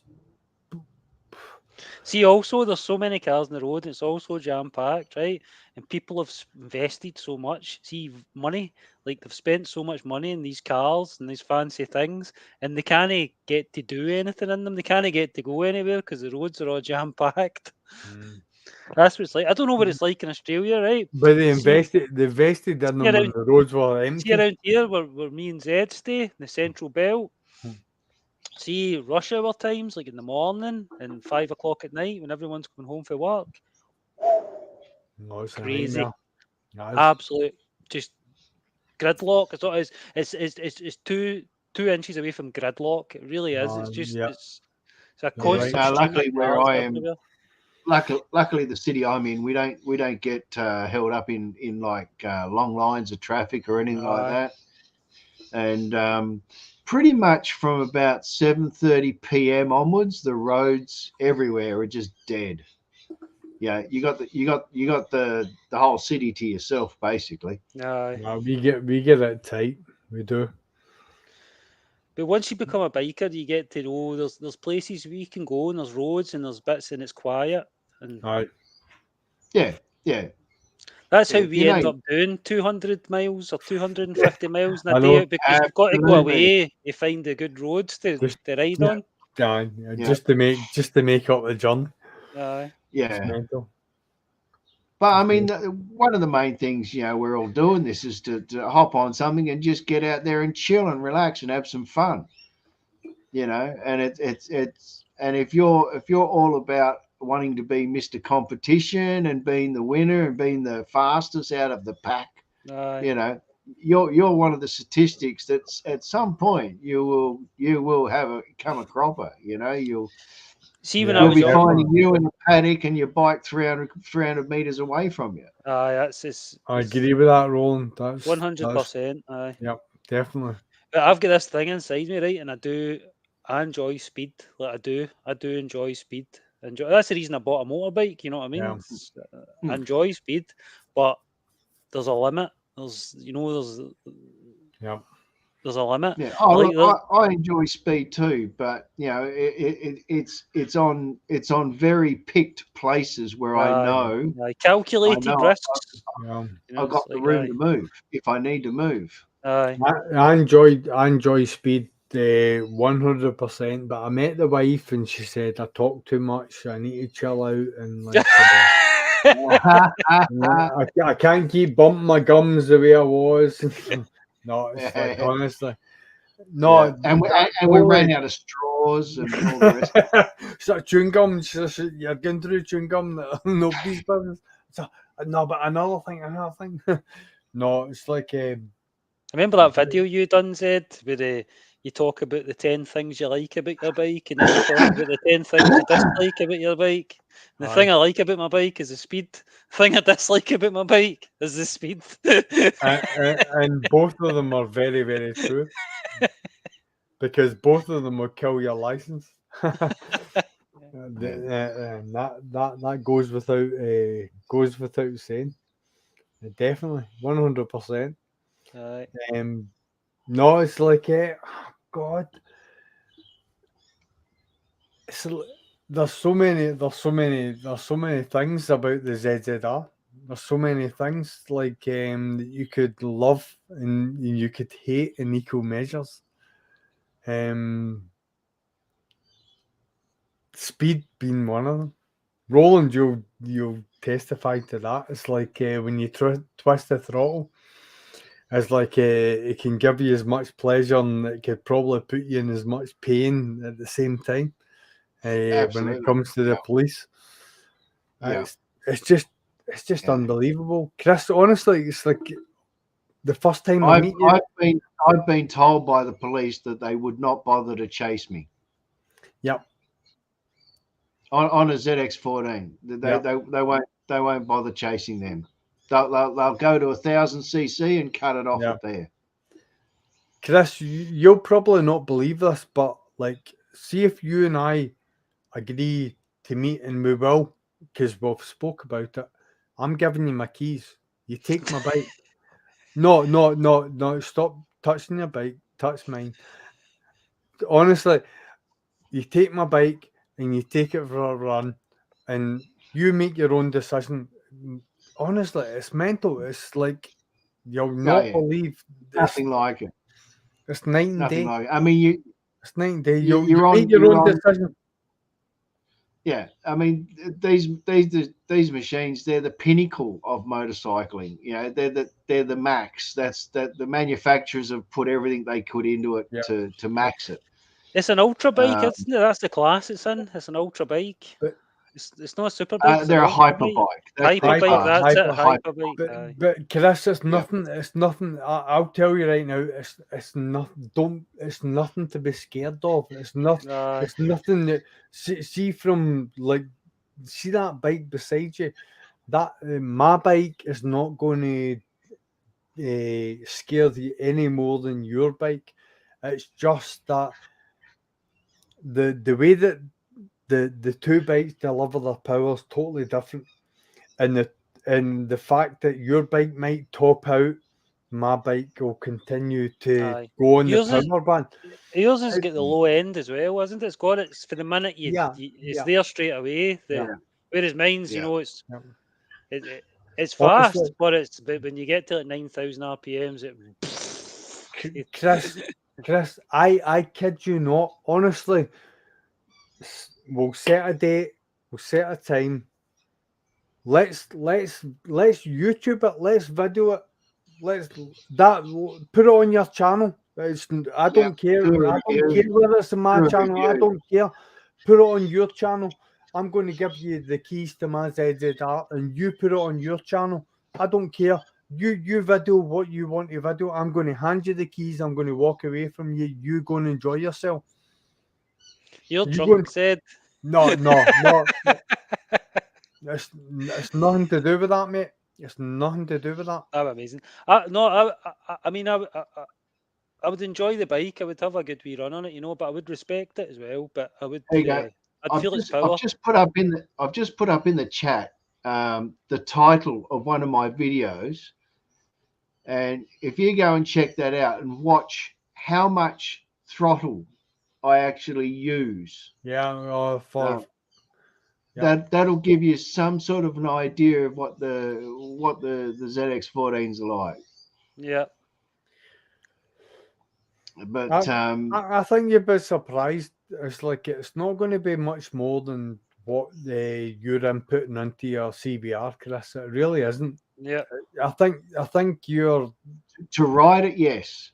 To ride it, yes. But in terms of acceleration, your best hope is to gently roll it on. Overall, Roland, yep. Overall, I agree. But I think mentally, I think Chris is maybe putting them on a pedestal, but he doesn't need to, because he has you've got more than the capability to ride. You've got more than the capability to ride 1,000. Even my 14. Listen, mate, honestly, there's no rush, but you know what I mean? There's no rush. I'm not in any rush. No, but I mean, look, I reckon a learner could ride a 14. Yeah, I would agree. I would agree with that. You're in control of that. It's all on that, yeah, because they've got the braking power to haul them up, and they do handle, you know. But the only thing is, because it's a longer wheelbase and the fork rake is slightly more than a Super Sport, it takes a lot more muscle, a lot more input into the corners compared to say 1,000 cc. Mm-hmm. But apart from that, they're incredibly forgiving, so much so that's probably what would get someone in trouble. Yep. Because they have got all the power, but the delivery of the power is completely on the wrist. Yep. Yeah, you can ride that thing the same as like a 50cc scooter, you know, if you want to. That's not a problem. Yep. You know, so like I say, they're very deceiving, but yeah, the moment you get some confidence and you start giving one of those things something, that's when you realize that they've got a lot of might behind them, Oh, like yeah. a lot, Yeah, and they will accelerate quicker than you can think. definitely. To make you understand, Chris, I bought my bike in November from AMR Motorcycles in Renfrew, and I don't know if you know that area, but Yeah, I do. I know it very well. I used to work there for a long. right. So, like, you know the Georgetown Road. I know where you're. Aye. So, like, that was the first road that I took the ZZR on. I dropped off a ZRX 1200. Is that from the centre to Shannon? You go Yep. for the bridge and stuff. Aye. Yep. Past the airport. Yep. So, like, the Georgetown Road was the first road that I took the ZZR on. Aye. And I did that and it was December the 11th or 12th, I think it was, when I bought the bike, which Right. is like 4 years this year that I bought the bike. And I opened that bike up on that. Roland, to let you understand, this is a 2 mile straight in the middle of nowhere in Scotland that the police don't care where it is. They might hear bikes, because it's in the middle of nowhere. So there's a cracking bit there as well where you can stand and the planes come down to land and they must fly like right over your head, man. That's right. There's a car park. There's a car park just after the bridge at Renfrew. And the bus. So like just after that, you've got it's like a 2 mile straight.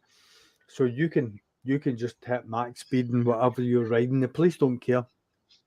Yeah, they might to say that to say that they don't care is probably unfair. It's just that it is what it is. It's like I've been down that road many a time, and that was one of those occasions where I opened the ZZR up and fucking hell, man, it was like power. Then just add a little more power and add a little more power onto that and more power, and then just when you think you've had enough, we're going to fucking add more power and just more power. And when you shift gears, there's even more bloody power. And it was like, I was like, what the fuck is this? I was like, I just let go. I just let them have a ZRX 1200, which I thought was more power than I was happy with, to go for the 14. That was like, fucking hell, what is this? I felt like turning around and just saying, you know what, you can have this back, because Jesus Christ, it was mental. You got to probably think of it in this terms, right? Like my bike, where am I? That one. Yeah. Right. In 400 meters or a quarter of a mile, you can go from 0 to 267 kilometers an hour. So in the space of, say, even if you shorten it, if you're on a road that's only 200 meters long, you can go from 0 to say 180 to 200 kilometers an hour and then back to 0 in that short distance. Yep. Without any effort. Any effort. You're not flattening it. You're not gritting your teeth. It's just a rocket. You just got to hold on, because you know when these things accelerate, you need arms to hang on to those bars. Yeah. Because you got to support your neck, because the G-force and the acceleration is, you probably knew it the first time you opened yours up, Zed. You're going, whoa, I've really got to force my head down here. Yeah, you've got to lean forward. You really have to lean forward. Prepare yourself for Chris, honestly, you might think I'm actually joking, but 100%, mate, I'm handing you my keys. You're taking my bike out. Honestly, put cameras on. Do what you want to do. Because honestly, I'm looking forward to it, man. Thank you. You're taking my bike out. Definitely worth doing. Definitely worth doing. You need to ride it. That's 2 bikes I've got. Graham's is letting me take out his No, I Gixxer know. now. Because, listen, mate, honestly, Honestly, take my bike out, go and enjoy it. Enjoy the experience. Razz it to within an inch of its life. Go and do it. I want to bring my GoPro, but I want to film it and all that. And No, put it on my YouTube. 100%, mate. Oh 100%. yeah, Listen, I'll stand on a corner. If you want a corner to be filmed, you can round. I'll stand on it and I'll film it. Not a problem, mate. We'll set it up and we'll do it. We'll do it. Aye, let's do it then. That's what it's all about, mate. Aye, That's I think all next about. summer's going to be good. But By the way, Zed, I'm looking even forward a to it. H2, Yeah, 100%, mate. even the H2 can't keep with the 14s. No. Roland, We had bike night. We had bike night a couple of weeks ago here, and on the way back, there was a couple of H2s, and we were on a good stretch of road, which I know quite well, and we had a bit of a play. And by the time we pulled up the service station, this guy in the H2, he come up to me and he goes, "Man, I thought I was quick." Aye, I've heard the H2s aren't as fast as they make out. Like they've got the top end and all, but they're not that great a bike. That's what I've heard. They're not. Then certainly in acceleration, I honestly felt I was next to a 600. Aye. Aye. Yeah. The it's see with the 14, the 14's more linear. The power delivery is it's like see the the 1200 or whatever it is, it's like see the H2, it's like it's too steep. The power curve is too steep. The wheel can't put the power down onto the road. It can't do it. Yeah. The ZZR is like I have broken traction. I broke traction like in this time of year. It's like any time November through to maybe April or whatever, you can break traction in the Z quite easily because of the slickness of the road. You've got leaves and rotten leaves and so on, and a bit damp and whatever. But the H2 is like if you were to go on say for example you were to go up the Crail, Chris, and you were to sit on a 14 and sit on an H2, I would sit on the 14 and I would razz the 14 because one, the H2 is light, the 14's got a bit of weight to it, and like see if you look at straight liner racing, weight. Oh, you want weight. You want weight on a bike. You want weight. The top Straight speed. away. See the top speed of the H2. I think it's like 250 something miles an hour. I can't remember exactly. 53. Yeah, well, our bikes are from the factory. Our bikes are restricted to 300 kilometers an hour, and it takes 33 seconds to get there.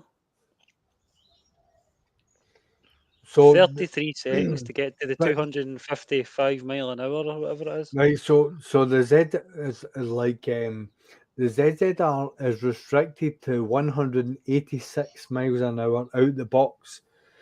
Yeah. If you think of a Porsche Carrera, that a German manufacturer or a BMW M5, they've agreed to 155 miles per hour. It's an entente cordiale between manufacturers. We will not go above.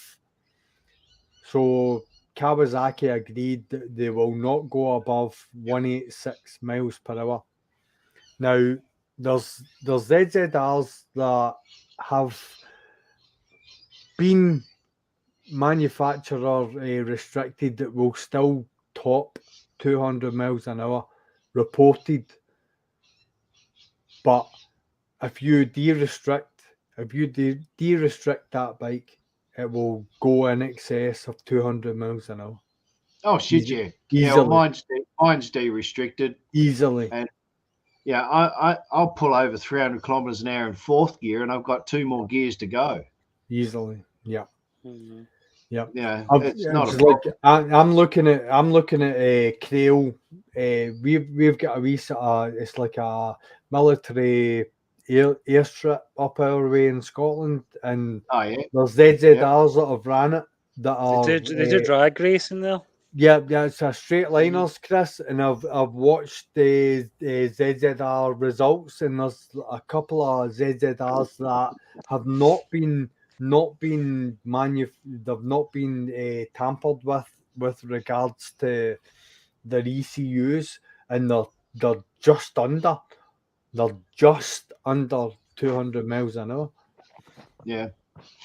So like Kawasaki have obviously restricted those bikes to 186, but those bikes are peaking at 190 plus miles per hour. So they're not accurate with the restrictions, but these bikes when they're let loose, because a BMW M3 or an M5 will quite easily, or a Porsche or whatever it is, will do 200 miles an hour. But they take a lot longer to get there. But they've came to an agreement that will. That's a 200 mile an hour machine. What is that? An Alpina? What is it, Roland? Though? That's a Mercedes, is it? No. Mercedes. Oh, right. Is that an Alpina? No, they're BMWs, are they not? It's an AMG 420 SEC. Right. 420. Yeah. I'm trying to think what that is for us, like in relation to, because we get like that's a 4.2 litre. Is it a 4.2? So, is that what it is? Yeah. Overhead cam, fuel injected, 4.2 litre AMG. AMG. What do you call it? Sports coupe. Right. And it was designed to rival the Ferraris, Maseratis, and all that sort of shit. It's the flagship of their supercars. Yeah. Yeah. It's got quite a classic look to it. It's quite sort of. It's kind of an 80s, a classic 90s, look to it. Yeah. It's a two-door pillarless, so there's no pillar. Yeah. When you wind the windows down, there's just nothing there. What age is that car, Roland? That's 1990. 1990. Aye. Yeah. Listen, it's lovely. Chris, can you imagine that as a barn find? Aye. Can you imagine in Ballarnock finding a barn find like that? Aye. See over here, cars for 1990, they're all rotted. See, unless someone's kept them in a specialist condition, they don't last. They don't last. In my channel, if you hunt through my channel, you'll see that, and you'll see me running it off the clock on the speedo, and you'll see it doing a burnout as well. It's only, I got it at 90,000 kilometers, and now I think I've done 122 in it or something. Yep. And it's a 322 kilowatt engine out the box. Yep. So it's pretty capable little machine, actually. Yeah. Some machine. Nice. Is that the birds on the outside I can hear? I can hear birds. I can hear birds. Yeah, we got birds up in the trees here. Yeah. Sounds like you're in the jungle. Yeah. Tarzan. Yeah, but no, the Kawasaki's they're restricted at but once you lift that restriction off, you also get a lot more power throughout the whole range as well. Right. Because the restrictions governed by the speedo as well as the tacho, and it's a combination of the two. But yeah, if you go for an aftermarket performance ECU and then get the whole thing tuned and do a few other tweaks and squeaks, well, you'll get well over the factory limitations. Yep. So, nice. But to ride one, honestly, yeah, I mean, riding your bike and riding one of these is very, very similar. It's got the power, but it's controllable. It's not. It's just got a lot more power, a lot more stopping power. It's not an MT10. No. Yeah. No. You heard of the MT10s? They're meant to be crazy to ride. No, MT10. Want to lift MT10 up all the time would be like a mini bike in comparison. My mate Ross had an MT10. He brought it up to us. I rode it from my house. I stay in Limwood, Chris. Yep. And I rode over to Largs over the back road. And I think I did maybe 60% of it on the back wheel, because the MT10 is just like whack, whack, whack, whack, whack. It's just a highly tuned engine on such a light bike, and very short legs. The front wheel just wants to do that all the time, and there's like a point where it's the cemetery or the crematorium on the left hand side. If you go over there and it's like a straight, but it's like a couple of bumps, I overtook a car on the back wheel. I'm not a back wheel rider. I will not profess to be like a professional at riding on the back wheel. I shat my pants, but I overtook this car, and all I did was I maybe adjusted the accelerator a couple of degrees, and the front end started to lift, and like I could honestly see the car driver look at me as I'm looking at him going, and I'm just as surprised as he is, because I'm like, I fucking don't know what I'm doing. Just as the bike put down, and it's mental. See, the when I thought Zedhead just like it's different to that. It's like that's a hooligan bike. It's like a bike it's like, I don't want to put that size of bike into your mind. See what Roland's saying with the 1400. It's probably going to be such a better progression for you than any other bike, because see the 600 you've got, it's just going to be so much more controllable on the wrist than the Jigsaw or an R1 or just that snatchy. There's been a couple of times when I've been out riding my bike. There's been about 2 or 3 times, and I've went over a bit in the road, and there's been like a bump, and I've not expected it. And I mean, like a, and it makes your hand go like that, and there's nothing you can do about it. And I remember thinking to myself, thank God I didn't have like 1000cc or something, man, because the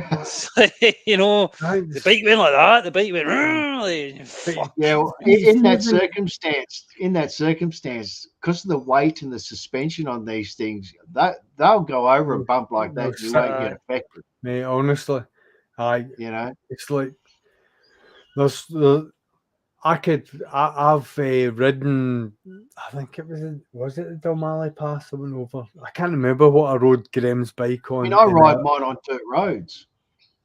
Aye. And I rode Graham's bike on. I can't remember. I think it was going towards Tyndrum, and then I rode my own bike, and like my bike's my bike, and like I know the way it's set up. And Graham's bike, his foot peg position doesn't suit me, so it just felt tight to me. But the quick shifter and everything about it, and the flickability of the bike, I totally understood it. And I understood my bike when it comes up to a corner, obviously, like Graham's is breaking into a corner with the weight of his bike. My bike's maybe 40, 50, maybe 60 kilos heavier. Yeah.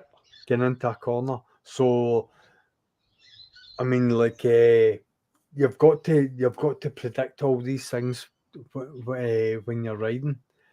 But I like to kind of coast into the corner. See, rather, you hear people talking about doing all this late braking and all that, and I don't. Why? No, slow in, quick out. That's your best answer. I like to just. I like to ride fast and smooth. That's how it's. You know what I mean? It's nice, smooth, progressive. Well, like see if I'm heading through Dumbarton and we're going up to the Lochside. Lochside's a difficult place to ride, and the simple fact is that there's water always running off the side of the hills. I love that road. See if I know it is a great. You turn it to a bit for the Drovers in. Yeah, it's a great most dangerous road ever, but it's fucking brilliant. It's a great road, but it's the fact that you're dry into a left-hand corner, right-hand corner, full of water. Aye. And on And top of that, Roland, there's buses full of tourists as well, and it's Oh. the road's not really wide enough for the bus. Oh, So you can really? come round Yeah. you can come round a corner, and there's a bus swinging way over onto your side Oh, of the yeah. road and stuff. I've seen plenty of videos like that over in the UK and all that. It's Yeah. like, how the hell you guys do that? No, we've got that on a daily basis. We do. Yeah. That is. But and that's if I'll always say to Grims, like, no, you lead, because like, see Grims on roads like that, he's spot on. Aye, I like following Graham's, He's and I spot on. really like following Lockwood as well. No, Lockwood and Graham, Robert's spot Robert on can- as well. Robert's a really, Spot on. I really respect Robert as a rider. I really do. Yeah, Yeah, we don't have any of sharp. those little narrow roads at all. I mean, you got to remember we're a landmass that's almost the same size as the US, give or take a couple of square miles. Yeah. But we got the population of half of Texas in the whole country. Yeah. Aye. I never realised how big Australia was until I was watching one of the streams and you were on it, Roland, and you were talking about how big it was. And I looked it up after it. I've looked it up on the internet and stuff, and I couldn't believe it was bigger than America. It was like fucking just. Yeah, I didn't country. realise the size of it. Honestly, Yeah. it really surprised me. Yeah, we got something like about 4,000 beaches. Mm-hmm. You They're know? all full of sharks and jellyfish. That's all right. They're good eating. But you couldn't understand why they don't all finger poke their exhaust.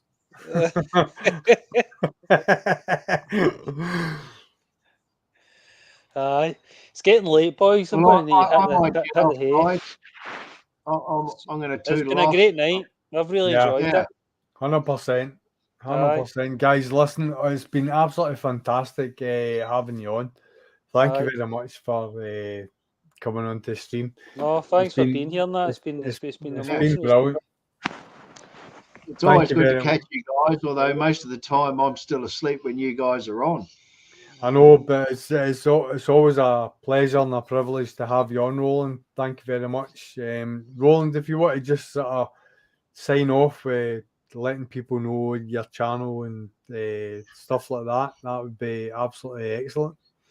Yeah, well, my name's channel name is Roland Keith, and I've got a variety of stuff, primarily bikes, but me and another chap, we do a few short movies for a bit of fun, bit of entertainment. You know, we're trying to change it up a bit from riding around going, oh look, there's a rock, there's a tree. You know, we're just trying to liven it up a bit. But yeah, no, anybody's welcome to check out my channel and all the rest of it. So channel name's Roland Keith, over here in Australia where nobody lives. And yeah, no worries. All right, guys, I'll catch you later. Roland, thank you very much. Thanks for having me. Been a pleasure and a privilege, pal. Thank you very much. Take care, guys. Cheers, man. Thank you very much. Chris, over to you if you want to promote. My channel's called Sprocket Rocket, and my channel's in its infancy at the moment, so I'm just a very new channel, and I'm about to put videos on it shortly. So if you can bear with me, that'd be great. And I've got a CBR 600RR, and I'm hoping to have a wee bit of bike riding and a bit of comedy maybe as well, and just good wholesome bike riding fun, and maybe meeting out for nice group rides with a good group of people and stuff, and that's it really. Fantastic, pal. Check it out. It'll be great to catch up with you. It'll be great to go out and ride with Wilson, pal. So I look forward to it, mate. Honestly, I do. Absolutely brilliant. I'll see you then. Absolutely brilliant. Right, guys, I'm off as well. This is Zedhead signing out. Thanks very much for stopping by. You've seen Chris, you've seen Roland. Go and check out their channels because they're well worth checking out. Chris, just new to YouTube. Go and give him a bit of support. Chris, again, tell them your channel name. It's Sprocket Rocket. Sprocket Rocket. No, you'll not forget that. And then it's Roland Keith as well. So go and check out Roland. Roland's the other side of the planet in the good old Australia. And then we've got Sprocket Rocket. What a name! What a name! I love that. That's absolutely brilliant, Chris. Absolutely spot on, buddy. Cheers, man. Spot on, Zed. Thanks very much for coming in. Everyone that is in the chat, thank you very much. I appreciate every single one of you. We're going to sign off. It's lovely to meet you, Zed. You're an absolute gentleman. Thank you. Cheers, pal. Bye-bye. All the best. All the See you best, later. buddy. Take care. Peace out. Bye-bye.